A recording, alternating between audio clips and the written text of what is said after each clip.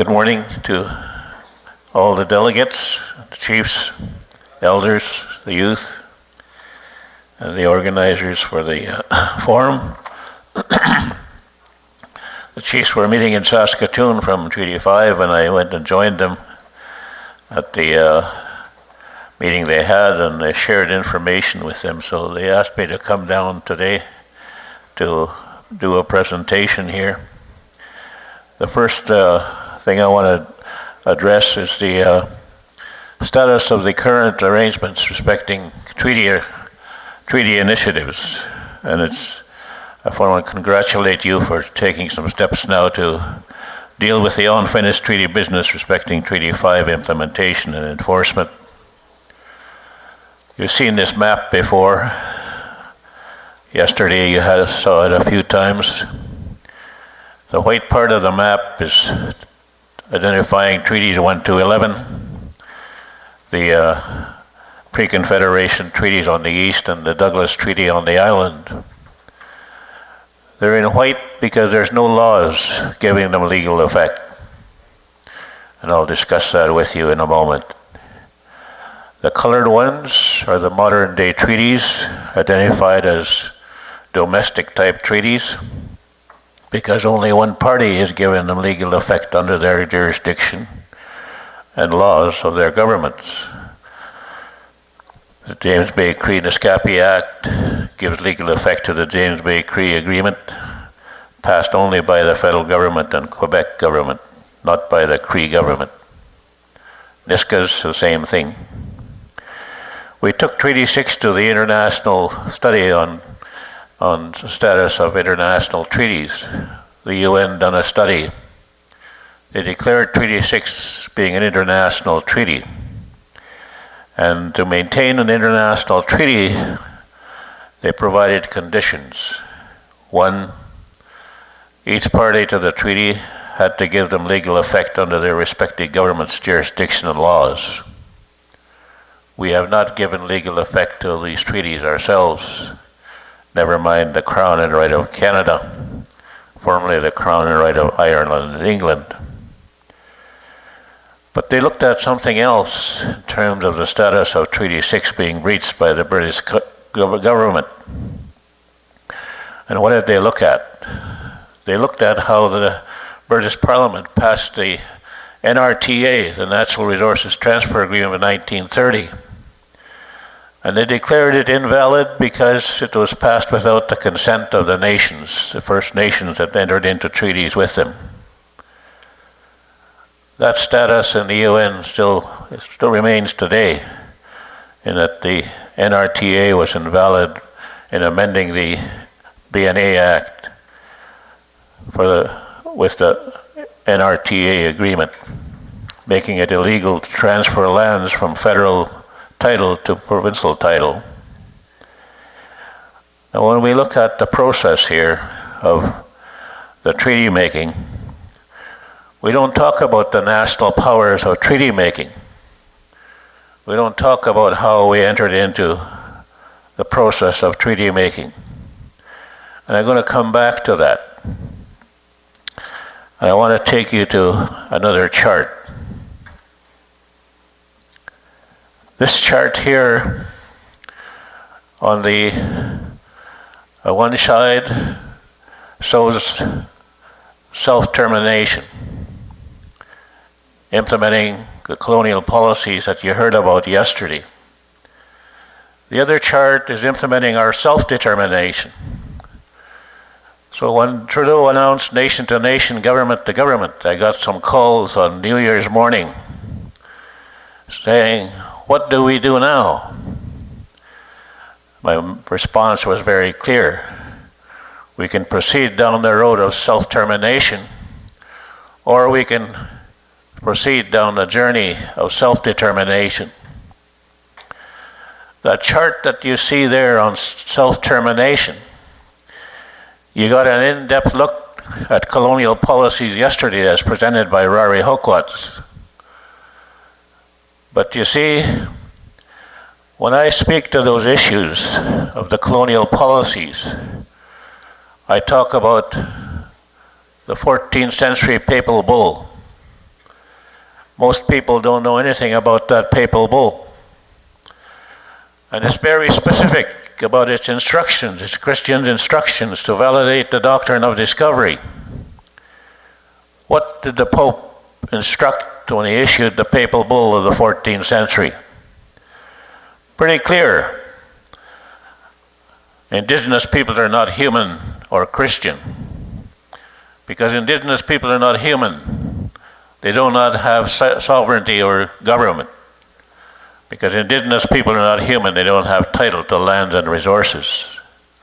Because indigenous people are not human, they do not have rights. How were those policies implemented? Excuse me. They were implemented under Christian laws enforced by the empires of England, Spain, France, and Portugal. They divided up the world. England had North America, Australia, New Zealand, parts of India. Portugal and France had Africa. And Spain had South Central America. They went to the Pope to validate their illegal taking of our lands throughout the world. But they passed another law that you don't hear about. Not too many people mention it. It's called the law of dominance. What is the law of dominance? It made it legal to kill indigenous peoples. That's why you heard and witnessed, millions of our people being slaughtered by the explorers of the world. Our people are still missing, still being murdered. Now you see, the UN has declared the doctrine of discovery invalid. The churches of the world have denounced the doctrine of discovery. I always point out, you can denounce the doctrine of discovery, but if you don't terminate the 14th century papal bull, it means nothing. So I just saw yesterday where finally the historians now are stepping up and asking the Pope to deal with that whole issue of how the 500 years have been violated by the papal bull instructions of 14th century. That's great. Now, when we talk about that history, historians will say that this doctrine of discovery stopped in the 17th century, like hell it did.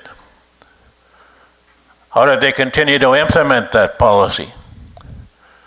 How many of you know about the 1830 detribalization policies of the empires? Now you see, don't feel alone. Wherever I go, nobody knows about these policies. What is the 1830 detribalization policy all about? You'll recognize it today. The objectives: civilization, Christianization, integration, assimilation, liquidation. Pretty clear. 2018. Now 2018, aren't we still battling the issues of the 14th century papal bull? Sovereignty, our forms of government, our laws, our jurisdiction, our institutions, you name it. Still on the table. Now you see, when they implemented the 1830 detribalization policies, what did they target and who? First of all, they targeted the termination of the inherent sovereignty of our nations. Along with that, terminating the inherent self-determination and governments of our nations. And you know how they done that? They outlawed our traditions, our customs, our practices, our governments, our laws, our ceremonies, our language, our culture. Residential school is only one method of how they achieve their objectives of assimilation, integration, liquidation. Now you see, when I talk about that, Who did they target?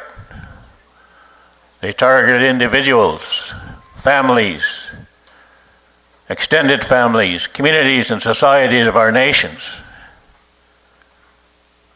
And I'll show you a chart in a moment, the impact of all that, and the symptoms that we're experiencing today at the loss of total control in every sector. The total control, we lost total control of our political development and our governments and our nation's business. We lost total control of our economy, our justice system, our social safety net in terms of health, social development, education, lands, resources, economics, you name it, citizenship, membership. When a society of people loses that degree of control, what happens? Experience all the symptoms that we are looking at today. High suicides, high unemployment, poor health conditions, you name it. Abuses, sexual abuse, mental abuse, physical abuse. All those symptoms are a result of losing total control. And we're throwing good money at trying to treat the symptoms instead of the causes and taking control of how we fix them on our terms. What did Canada do to continue that policy that I just highlighted for you, of the empires and of the papal bull? How many know about the 1947 liquidation plan?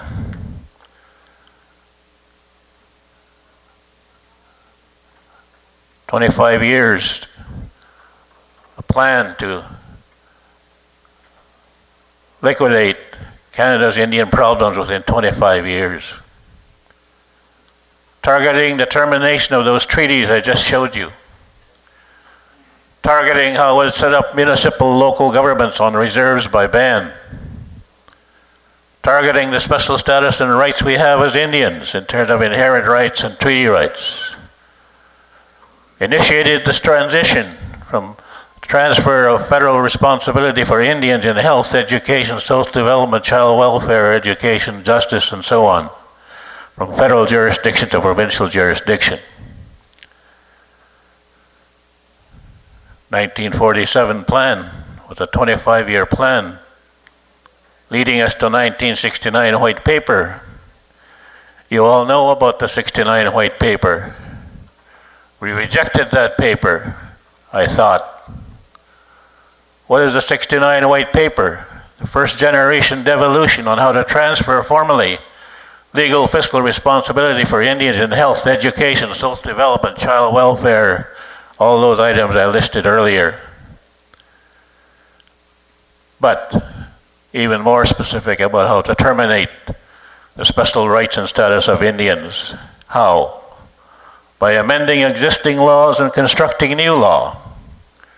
And I could list you many laws that have been made as late as Harper's Day in office. Bill C-31. Late David Henneke and I were sitting at the constitutional table for AFN when Prime Minister Trudeau called for a vote to accept Bill C-31. We rejected it, but nobody asked why. All Bill C-31 does is reinstate Indians, but with no benefits or rights recognized. That's all it does. So we have two categories of Indians being registered today. One category, you have Indians registered with full benefits and rights. The other category, Indians being registered with no benefits or rights. And that includes people in each of our families right now in our respective bands.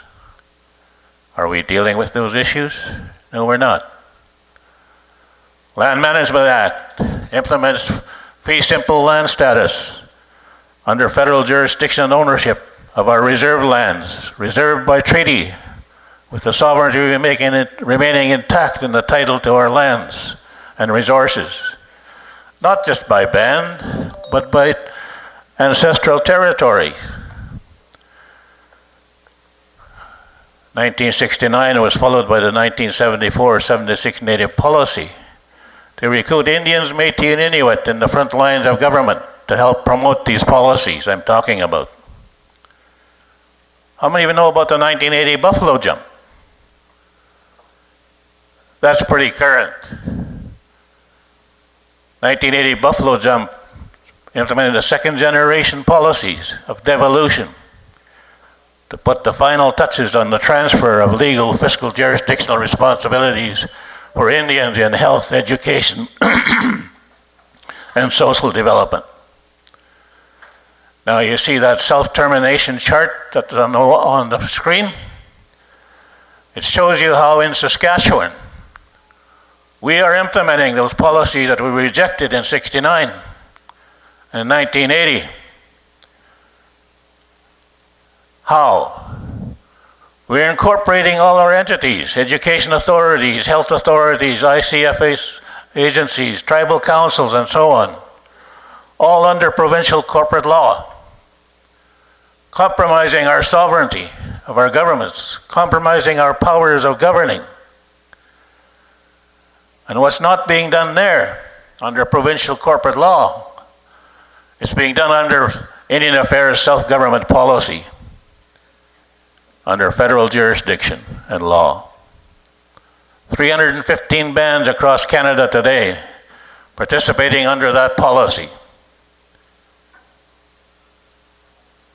It's kind of amusing to me when I see the resolutions being passed rejecting the framework that exists today, recognizing everything we wanted recognized.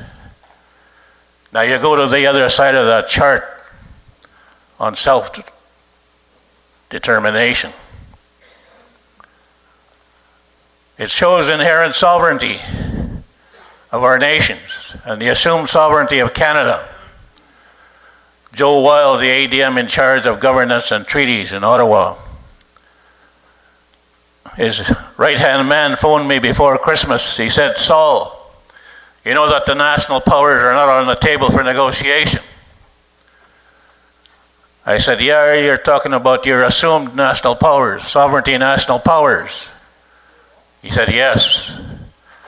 Well, I said, "Perry, for your information, our inherent sovereignty and national powers are not on the table for negotiation either." What is he saying?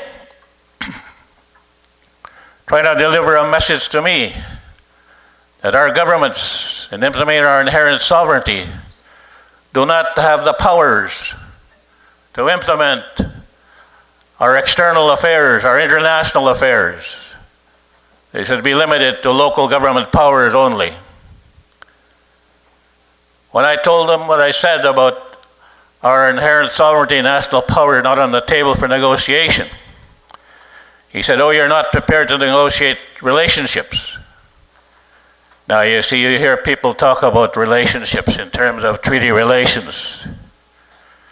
You go down to the middle of that chart on self-determination.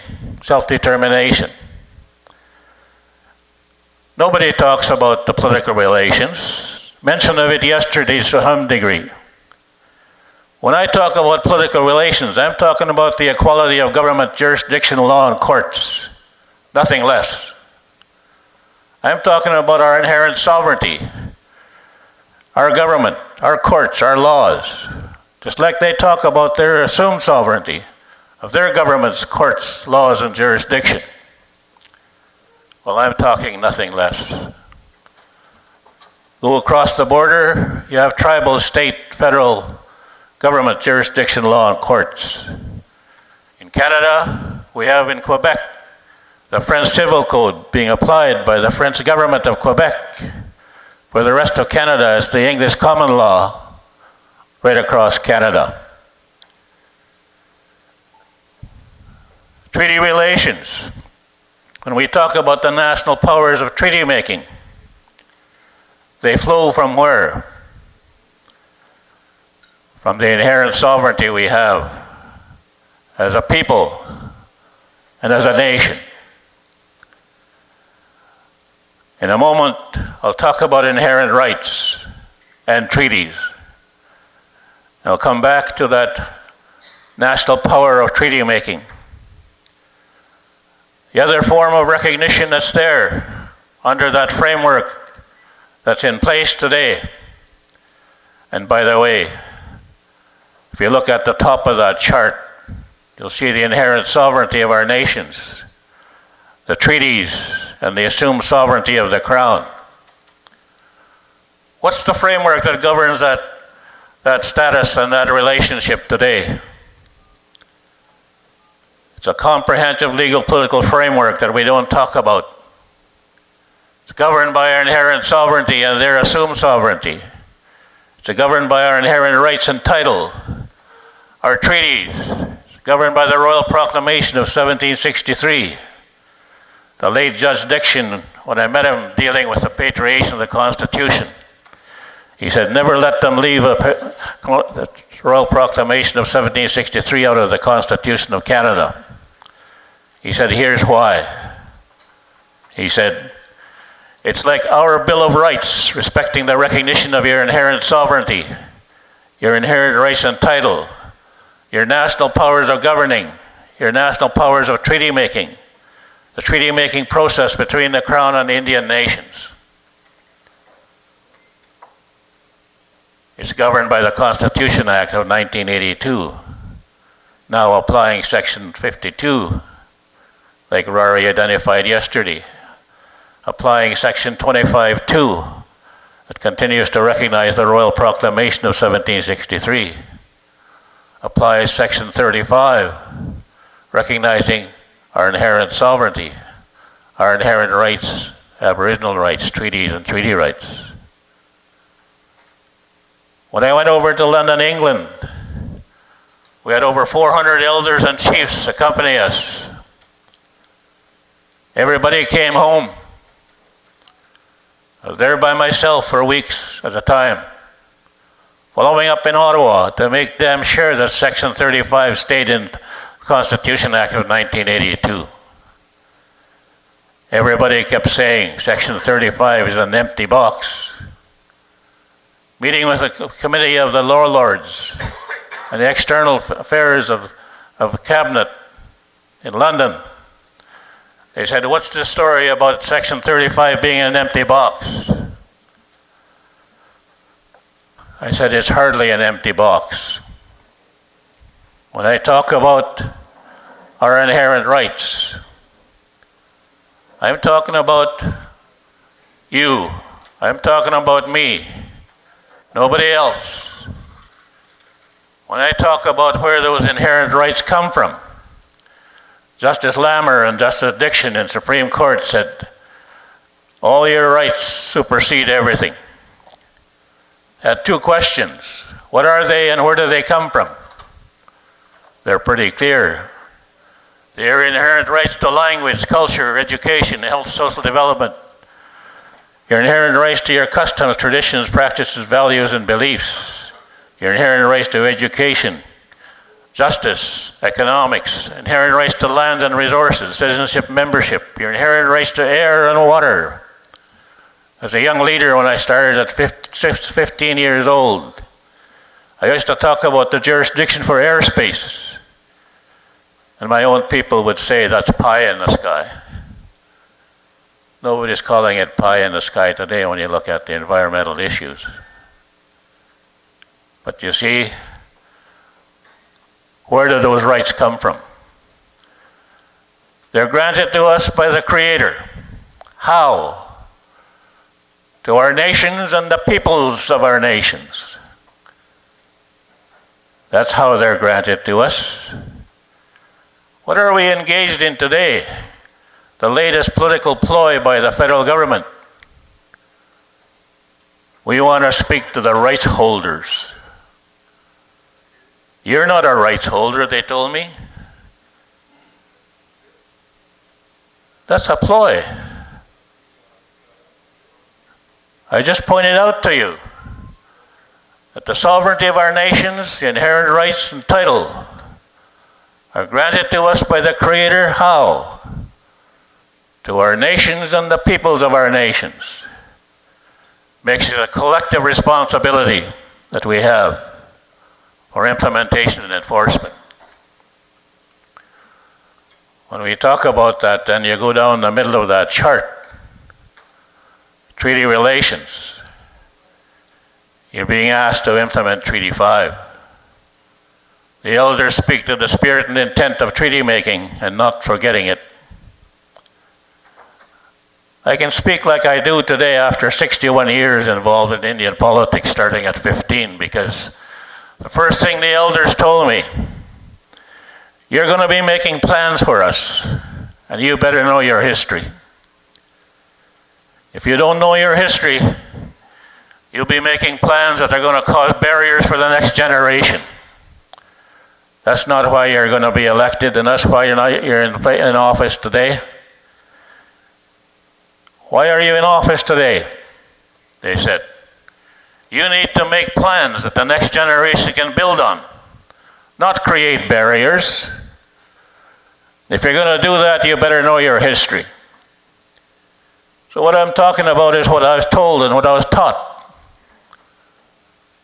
And when we talk about implementing our justice system, one of the most critical institutions of government anywhere in the world. Where is our justice system? We complain about the federal justice system, provincial justice system. Unless we occupy the field with our laws and jurisdiction, implement our own justice system, our own inherent legal system, we can talk till we're blue in the face. So I told Justice Minister Jody Wilson, Privy Council, and the Prime Minister's office, and Minister Bennett in Thunder Bay, not too long ago. I said, look, if we don't have our own justice system and own inherent legal system being implemented under our sovereignty of our nations and the governments of our nations, you can forget nation to nation. You can forget government to government. You can forget implementing treaties like we have to. Now, what's stopping us from implementing our own justice system? Nothing. I told Minister Jody Wilson, I'm not going to ask you and your government. I'm going to ask our own people. And we better be going ahead and getting it done. And that's from Treaty 1 to 5, not just in Treaty 6 where I come from. When I talk about those national powers of governing, I'm talking about your powers of the people in your communities that have self-determination powers to determine our own forms of government, our own justice system, our own laws, make and interpret and apply our own laws and jurisdiction. Talking about their powers to determine our citizenship and membership as recognized by our number treaties 1 to 11. I'm talking about our own economy, under our own Trade and Commerce Act, applying that economy by community, intertribal, regional, national, international, under our jurisdiction laws. So economic relations, along with the justice, judicial relations, is recognized by that framework. Fiscal relations. All the years we've seen these multi-million-dollar studies done.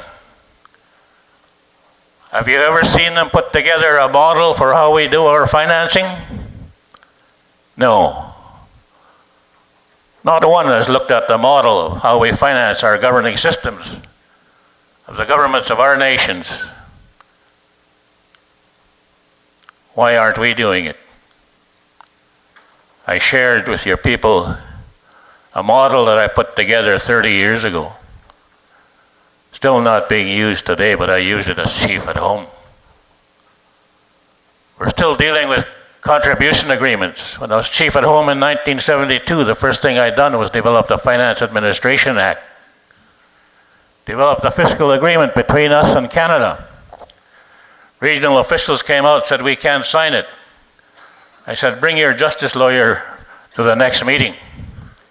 So they did. And the justice lawyer looked at the agreement. Oh, he said, first of all, why did you want me here, chief? He said. He didn't even tell him why he was coming. I said, well, we have our own Finance Administration Act occupying the field for fiscal relations and financing of our government. You have your Finance Administration Act of Canada. This agreement is based on those authorities and those mandates from both sides, our government, your government. Let me see it, he said. I handed it to him. In 20 minutes, he turned it over to officials. He said, sign it. The government fiscal agreement, 1972. Grant funding, not contribution funds. Now you see, we talk about fiscal relations and financing. I'll come back to that in a moment. International relations. And I want to take you to another chart. See, this is the inherent rights chart I was talking about. That's you. That's me. Minister Jody Wilson in Saskatoon, at the meeting I had with her, along with some chiefs, I said, the UN is talking about us. The UN declaration is talking about me and you. How? I said. Your governments never talk about inherent rights. What do you talk about? Indigenous rights, Aboriginal rights, all based on those colonial policies I just highlighted for you. That's the sources of those rights. Human rights are man-made laws, recognizing only individual rights. Our elders will tell you our inherent rights are granted to the peoples of the nations and our nations. They're collective rights that reinforce individual rights. Now I said to her, whose responsibility is it to validate the UN Declaration? Not yours as Justice Minister of Canada. You have to recognize them. But it's our duty and responsibility as the peoples of our nations and the governments of our nations to identify them, and you see the list there. We also have a duty to define them. How? In our respective languages, based how, and how do we do it? Based on your worldview, your philosophy, your traditions, your customs, your practices, your values, and your beliefs. That's our job. Now, associated with each of those individual and collective inherent rights, we have a duty and responsibility that's associated with each of those inherent rights. What are they? Are we teaching them? Are we enforcing them? Hardly. Now you see, when we know those duties and responsibilities associated with each of those inherent rights, what are the plans and strategies that we have to implement them in every sector? When we know what those plans and strategies are, what form of law do we construct to give them legal effect for enforcement and implementation? Are we doing that? No, we're not doing that. So the national powers of treaty making, what did we do? Keep in mind now, we've had treaties amongst our nations on Turtle Island long before we met the non-Indians. 69 nations throughout Turtle Island. Some of you know about the Six Nations Confederacy. How many of you know about the attempts and initiatives to form the Confederacy of 69 nations on Turtle Island? See, that's history you should know. The first president of the USA targeted and killed two of our chiefs that were engaged in the process of organizing the 69 nations of the Confederacy of Turtle Island. How many of you know about the 500-year calendars? Started expiring on 2003 to 2026.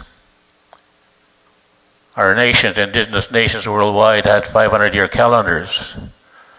Not April, May, June, July. There were calendars that laid out a path for 500 years.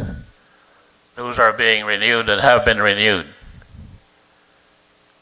And we come back to the task we have at hand about implementing our inherent sovereignty, our inherent rights and title. My wife told me the other day, get on with your job of how you always present things. You tell our people there's resistance to this.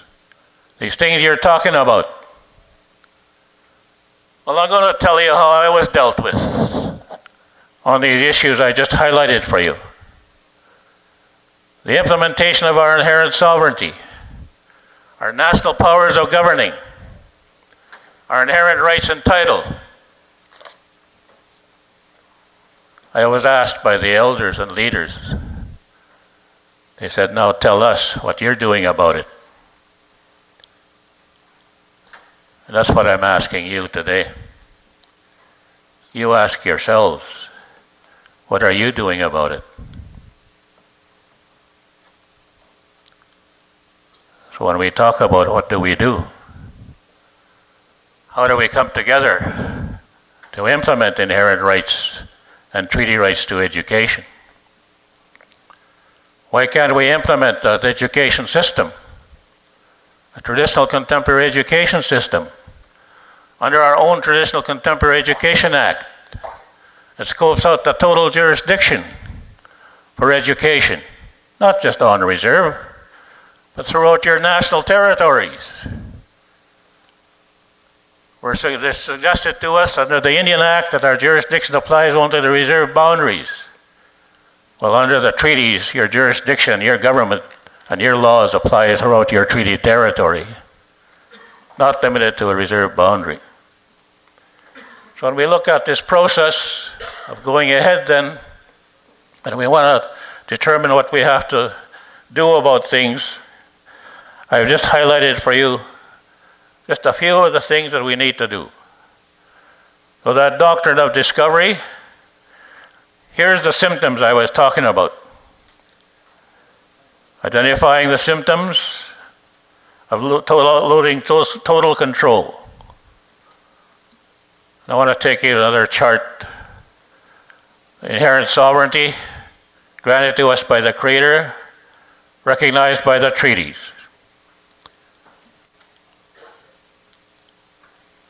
Current status under the Indian Act, band status, and governing capacity under the Indian Act, limited to federal jurisdiction and law. Section 88 come up in Ottawa at the AFN several times when I was there in the hallways. Section 88 of the Indian Act only applies on your reserve by band if you have the consent of the membership to apply provincial law and jurisdiction in any area, whether it's child welfare, education, or any field. Otherwise, it does not apply. The next one, the interface of government jurisdiction and law. We have the interface of government jurisdiction and law respecting the Quebec Civil Code, French law in Quebec, and the English Common Law of Canada. I told them in Ottawa, you need to move over. It's time you recognize the interface of our government jurisdictional law respecting our inherent legal system, our justice, our laws.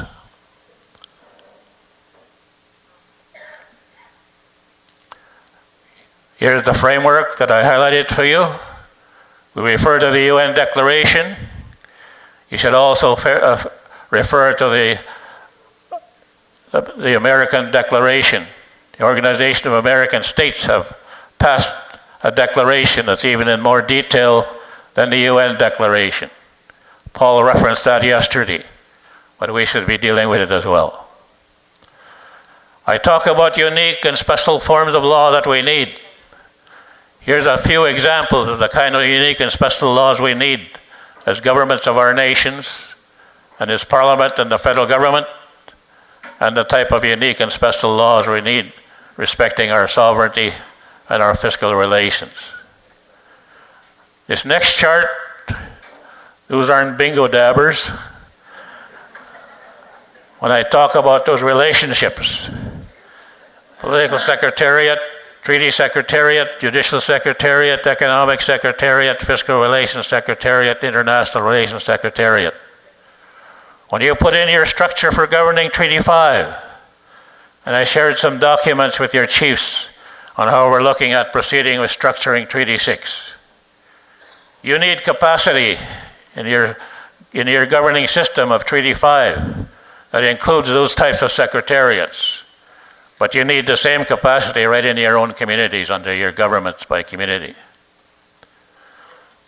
unique and special laws then. We can list them. And I left a document on a SUB stick in Saskatoon with your chiefs and your office on the forms of law that are needed, respecting the implementation of these arrangements. We're asking you to take on responsibilities to do all these things as our chiefs and councils and the governments of our nations. When do we get the proper financing and human resources in place for you to do that? Finance Minister's office in Ottawa said, what are they? So I showed them this chart. They said, how much? Minimum $300,000 per band for development work.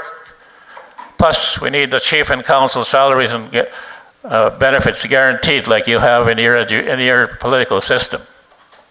He said, how many bands? 74, 21 million. I said, no, treaty areas and FSIN and tribal councils. Now you need the same thing here. We can't expect our leaders to be doing the work that they're asked to do without this type of resource. An area we never look at when we talk about fiscal relations and financing. Last Linklater and Privy Council, I handed a book called Nation to Nation Document. We never look at the sources of revenue. And he said to me, Saul, he said, this is a lovely rainbow. Very colorful rainbow, he said. I said, yes, Les, there's a hell of a pot of gold at the end of that rainbow, and I'm here to get my share. But you see, we can't just be talking about fiscal relations and financing. We need to review and identify where all those monies are and where they come from. Nothing stopping us from doing that. This one here is another chart, the federal transfer to provinces for social benefits in health, social development, education, income security, in the billions of dollars. You see none of it. Our chiefs and councils can't get that supplementary money. Why not? I headed the Medicine Chest Health Task Force in Saskatchewan for 2.5 years. We developed this First Nations social safety net. But that type of money can flow directly to our communities and our governments and our institutions and our people. At the bottom of the chart in yellow, that's what you call income security, your child tax credit, your pension plans, and so on.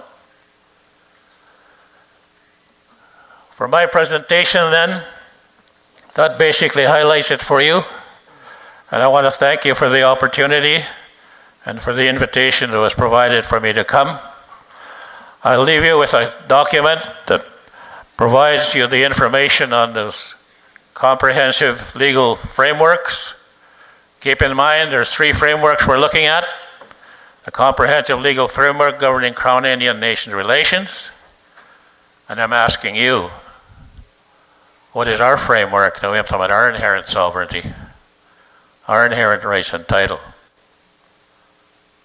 And what Trudeau is asking, what's the framework for Parliament and the federal government?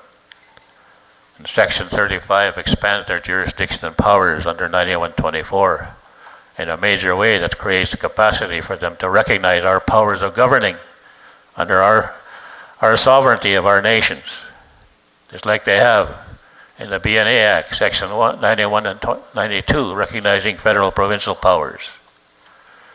So with that, thank you very much, and I want to wish you the best. I'm going to be going home today. I was criticized for setting up the first casino at White Bear many years ago, very brutally by not just our own people, but the churches of Saskatchewan. We're going to open up our 7th casino this week in Lloydminster. We own 7 casinos now. We grossed $299 million 2 years ago, distributed $80 million to our communities, $45 million to economic community development, and so on. TLE just come back from Ottawa, and another guy walked by an office where I was sitting. He stopped and come running back in. Saul Sanderson, he says, I haven't seen you since 1979. But the reason I remember you, he says, you spent hours and days down here with us, educating us about TLE. We knew nothing about TLE till you came about. I said, that's great, because after After all these years, it means $1.6 billion spent on TLE just in Saskatchewan alone. I started the first Indian control school in Canada. We're under provincial government jurisdiction and law. I feel proud now to go to our communities and see our new schools that were being terminated. New schools. We had 5 Indians employed in education in 1972 in Saskatchewan. Today we have over 14,000. That's just in Saskatchewan alone. Now, if we didn't start that at home, James Smith in 1972, you wouldn't see what you have today. So I encourage you to take bold steps on how you have to get things done and use your people. You got a lot of talented people, and don't be afraid to put them to work. And chiefs, don't be afraid to delegate. Thank you.